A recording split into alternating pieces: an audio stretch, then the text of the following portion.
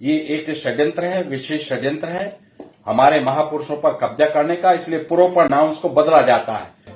उत्तर प्रदेश में बौद्ध धर्म का इतिहास ये बोलते हैं कि भगवान बुद्ध अयोध्या में 3 बार आए थे।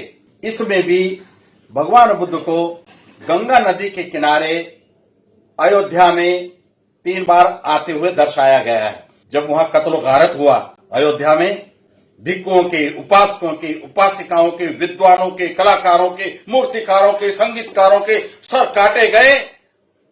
उस सर काटने के कारण उस सरयू नदी का पानी लाल हो गया। तो साथियों, हम लोग षड्यंत्रों के देश में रह रहे हैं।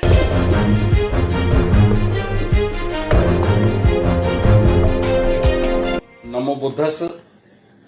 आज हम आपको अयोध्या की पवित्र नगरी, जो बौद्ध विरासत उगल रही है, अयोध्या की पवित्र नगरी जो चीख चीख कर कह रही है कि मेरा संबंध भगवान तथागत सम्यक संबुद्ध से है। बड़े ऊंची आवाज में अयोध्या नगरी आज कह रही है कि मेरा संबंध तो संसार के सबसे उत्कृष्ट सम्राट, चक्रवर्ती सम्राट अशोक के साथ है। आज कुछ पोस्ट हमने 21 तारीख की रात को देखी। भाई विनीत मौर्य जो साकेत अयोध्या निवासी हैं, तो रात के 2:30 बजे हमारी नींद हराम हो गई कि इस पर तुरंत प्रतिक्रिया की जानी चाहिए, नहीं तो देर हो जाएगी।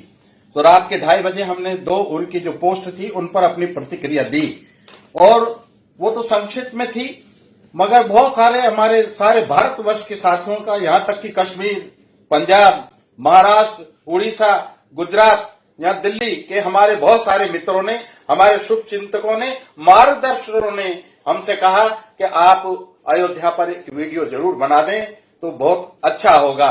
तो आज हम आपको पहले तो ये बताएंगे कि ये अयोध्या का इतिहास है क्या। वास्तविक जो नगर है वो श्रावस्ती की साकेत नगरी है। साकेत 2 शब्दों से बना है। एक तो साय, जिसको शाम कहते हैं, और केत कहते हैं केतन को, निकेतन को, यानी कि निकेतन का मतलब होता है घर, जहां व्यक्ति बसेरा करता है। तो शाम के समय जहां पर बसेरा डाला, यात्रा कर रहे हैं। विशाखा जब महाराजा से अनुमति लेकर, अपने पिता से अनुमति लेकर, जो श्रेष्ठी थे वो भगवान बुद्ध के दर्शनों के लिए आती है, तो साकेत में आकर शाम हो जाती है, संध्या हो जाती है। तो वो वहां रुक जाती है और वहां रुकने के बाद फिर आगे निकलती है। ये संध्या का साकेत का पहला वर्णन है।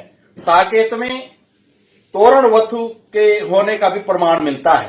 तोरणवत्थु एक उद्यान था, बगीचा था। बौद्ध धर्म में बगीचों की बड़ी महिमा है, बड़ा महत्व है। तो उसमें महारानी खेमा जो भिक्खुनी बन चुकी थी, वो वह निवास कर रही थी। महाराजा पसंदी विशाखा की शादी में, उसके पति की बारात में जब जा रहे थे और वहां शाम हो गई साकेत में, तो उसने अपने अमात्यों से कहा कि मैं कुछ बुद्धि विलास के लिए कुछ शास्त्रार्थ करना चाहता हूं, चर्चा करना चाहता हूं। जाओ देखो, इस नगरी में कोई विद्वान है जो मेरे साथ चर्चा कर सके। महाराजा पसंदी बड़े विवेक प्रिय थे, ज्ञान प्रिय थे और शास्त्रार्थ करने में रुचि लेते थे। उनके अमात्य नगर में गए, परिक्रमा कर लौटे और फिर बोले कि यहाँ पर एक तोरणवत्थु नाम का स्थान है। तोरणवत्थु का आपको वर्णन मिलेगा संयुक्त निकाय में। आप पीछे जाइए शब्दानुकरण में, और तोरणवत्थु में आप पहुंच जाएंगे।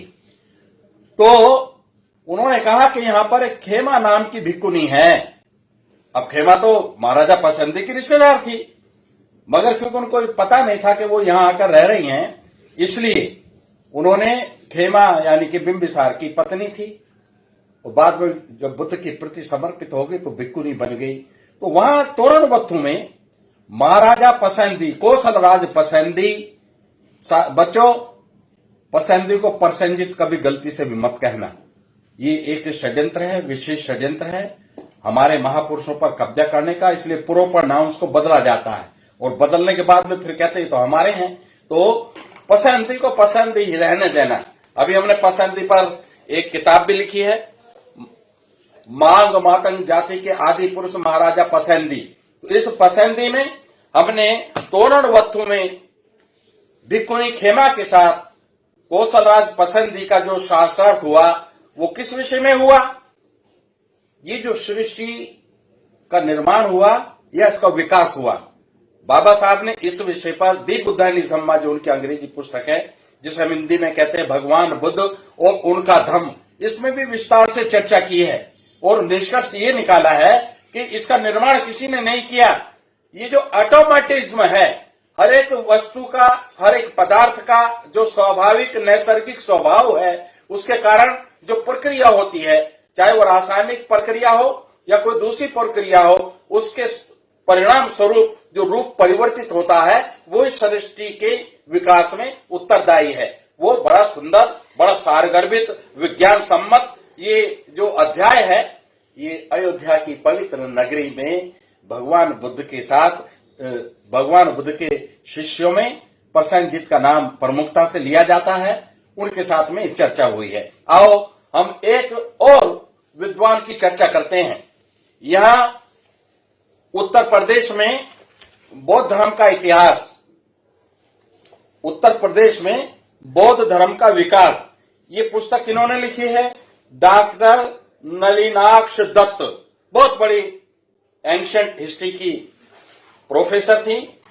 पाली का अच्छा अध्ययन था, बौद्ध धर्म का अच्छा अध्ययन था। हम इनके संदर्भ से बोल रहे हैं। ये बोलते हैं कि भगवान बुद्ध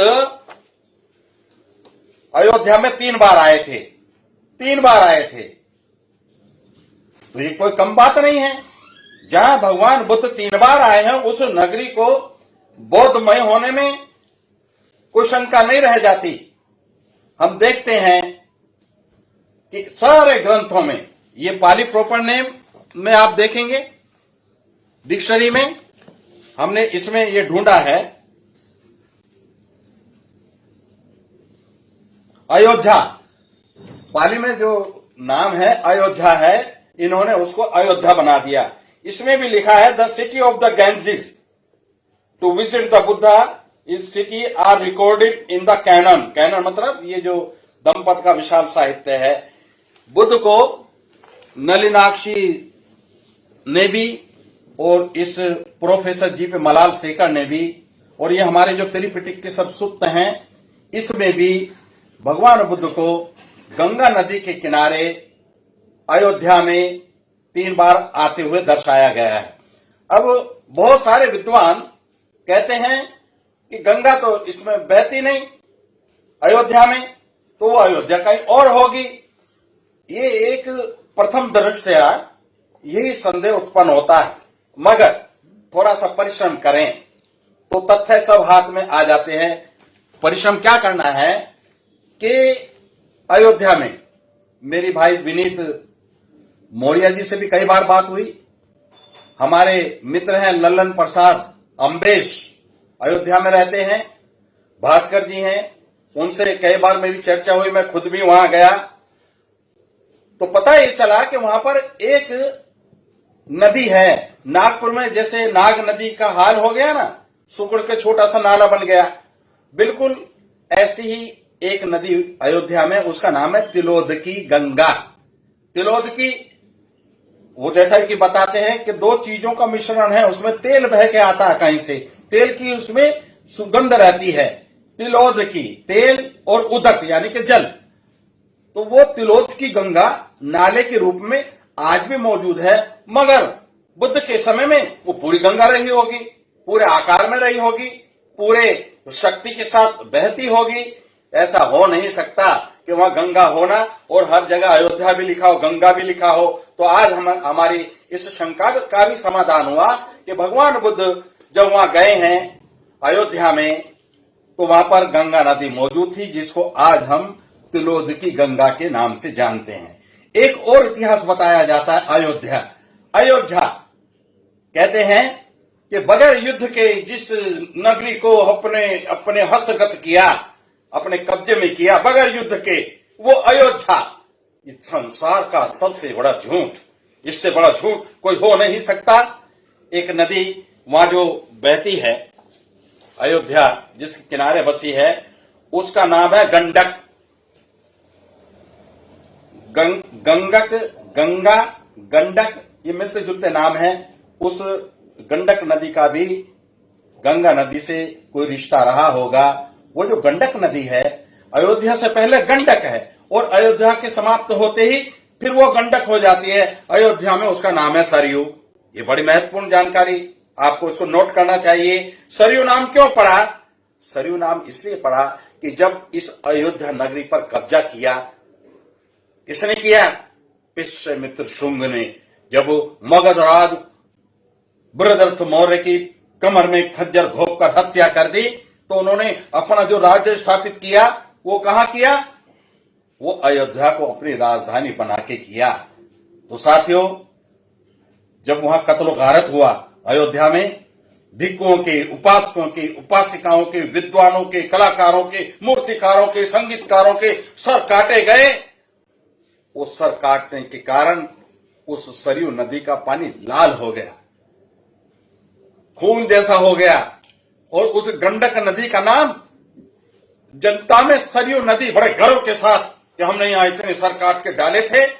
मगर बाद में एक षड्यंत्र चला, ये बताने के लिए कि हम पर हत्यारा होने का, अहिंसक होने का आरोप ना लगे, तो एक परिभाषा गढ़ी गई। परिभाषा क्या गढ़ी? अयोध्या नाम रखो इसका, बगैर युद्ध के जीती गई। ये तो सब षड्यंत्रकारियों के षड्यंत्र होते हैं। वो करते कुछ है, कहते कुछ है, कहते कुछ है, करते कुछ है। तो ये जो अयोध्या की नगरी है, इसमें कितना रक्तपात हुआ वो इस नदी के नाम से ही पता चलता है। अभी ये जो वर्तमान उत्तर प्रदेश की सरकार है, जिनके अधीन अयोध्या भी है, जिनके अधीन श्रावस्ती भी है, और वो तो इस समय कोई जनतांत्रिक स्वरूप में काम नहीं कर रहे हैं, वो एक तानाशाह की तरह काम कर रहे हैं, बगैर किसी मांग के। अभी जो मुख्यमंत्री हैं उत्तर प्रदेश के, उन्होंने सरयू नदी का नाम खत्म करके फिर से गंडक कर दिया। क्यों कर दिया? क्योंकि उनको पता था ये सरयू नाम के सहारे ये हमारी अहिंसक आक्रमण जो हमारे पुरखों ने किए बुद्धों के ऊपर, ये वहां तक पहुंच जाएंगे। इसलिए आओ इस शब्द की जड़ में तेजाब डालते हैं। तेजाब क्या डाला? वो घोषणा कर दी कि अब इस नदी का नाम अयोध्या में भी गंडक ही रहेगा। मगर शोधार्थी चैन से नहीं बैठते हैं, वो अपनी रात की नींद हराम करते हैं, दिन में आराम नहीं करते हैं, और तथ्यों को छान छान कर ढूंढ कर लाते हैं। ये जो अयोध्या नगरी है, यहां पर आपको जानकर यह भी आश्चर्य होगा कि एक सम्राट इस देश में हुआ, वो भी शाक्य था, बौद्ध था, उसको बदनाम करके रख दिया, उसको गद्दार बना दिया। उसका नाम था गहरवार वंश के महाराजा जयचंद। हमारी एक किताब जयचंद जी पर भी उसका नाम है। महाराजा जयचंद गद्दार नहीं, परम देशभक्त बौद्ध राजा थे। उनकी सबसे बड़ी विशेषता क्या थी? यह अयोध्या नगरी में सबसे अधिक निर्माण कार्य अगर किसी ने कराया तो वो हमारे राजा जयचंद ने कराया। तो साथियों, हम लोग षड्यंत्रों के देश में रह रहे हैं, मगर जब हम अपने शासन को बर्बाद होने के बाद भी दोबारा खड़े हो गए हैं, तो अब हम पीछे मुड़कर देखेंगे नहीं। हमारे प्रगति पथ पर अब हम बढ़ते जाएंगे, और जब तक बढ़ते रहेंगे, जब तक इस देश को बाबा साहेब डॉक्टर अम्बेडकर के आदेश के अनुसार दोबारा बुद्धमय ना कर दें। अब हमें स्वयं अपने पराक्रम दिखाने का समय आ गया है। अब हमें अपनी कसौटियां तय करने का समय आ गया है। समय हमारे अनुकूल है, दुनिया हमारे अनुकूल है, और ये पृथ्वी हमारे अनुकूल है। आज ये बुद्ध के बारे में सबसे बड़ी विशेषता है कि जमीन में कहीं भी कुदाला मारो, वहीं से बुद्ध मुस्कुराते हुए बुद्ध निकलते हैं। तो ये इस बात का प्रमाण है, ये भारत भूमि वास्तव में ही बुद्ध भूमि है। ये भारत भूमि वास्तव में ही अशोक भूमि है। ये बौद्ध खाती है, ये बौद्ध विरासत है, ये बौद्ध संपदा है। आओ हम इसको दोबारा से पुनः स्थापित करने में अपने पराक्रम का परिचय दें। इन्हीं विचारों से अगर मैं कुछ ज्यादा बोल गया हूं तो क्षमा प्रार्थी हूं, और कोई बात आपको भा गई हो, अच्छी लग गई हो तो उसका प्रचार करना। इन्हीं शब्दों के साथ मेरा आप सबको नमो बुद्धस, जय सम्राट अशोक। चैनल को सब्सक्राइब नहीं किया है तो प्लीज सब्सक्राइब कीजिए और ताज़ा अपडेट पाने के लिए बेल आइकन को दबाना ना भूलें।